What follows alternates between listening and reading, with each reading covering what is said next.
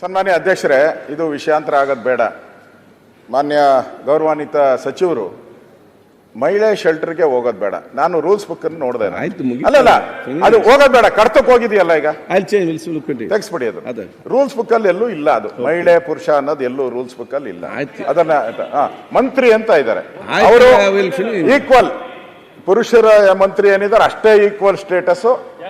ಅದಕ್ಕಿಂತ ಇನ್ನು ಸ್ವಲ್ಪ ಜಾಸ್ತಿನೇ ಬೇಕಾದ ಸ್ಟೇಟಸ್ ಇದೆ, ಕಾನೂನಲ್ಲಿ ಎಲ್ಲೂ ಇಲ್ಲ.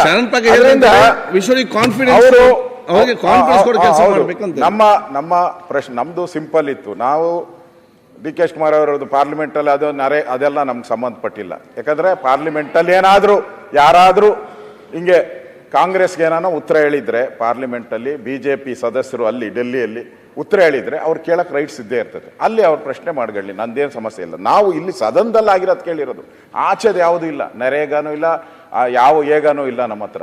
ನಮ್ದು ಸದನದಲ್ಲಿ ಆಗಿರೋಂಥ ಪ್ರಶ್ನೆಗೆ ನಾವು ಕೇಳಿದ್ವಿ. ಸಿಂಪಲ್ ಪ್ರಶ್ನೆ, ಸಿಂಪಲ್ ಆನ್ಸರ್, ಮುಗ್ದೋಗಿತ್ತು.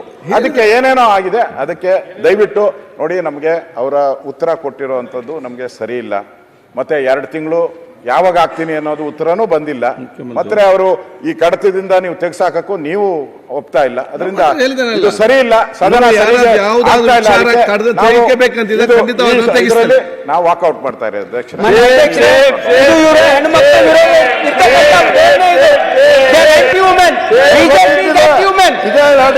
ಅವರು ಮಹಿಳೆಯರ ವಿರೋಧಿಗಳು ಅಂತಕ್ಕಂಥದ್ದು ಪ್ರದರ್ಶನ ಮಾಡ್ತಾ ಇದ್ದಾರೆ ಇಲ್ಲ ಅಷ್ಟೇ. ಬೇಕಾಗಿತ್ತು ಅವರಿಗೆ ಅಷ್ಟೇ. ಈಗ ಪ್ರಶ್ನೋತ್ತರ ಮಂತ್ರಿಗಳು ಮತ್ತು ಸದಸ್ಯರೆಲ್ಲ ರೆಡಿಯಾಗಿ ಬೇಗ ಬನ್ನಿ. ಅವರೆಲ್ಲ ಹೋಲ್ತಾರೆ ಸರ್, ಬೇಗ ಬರ್ಬೇಕಲ್ಲಿ.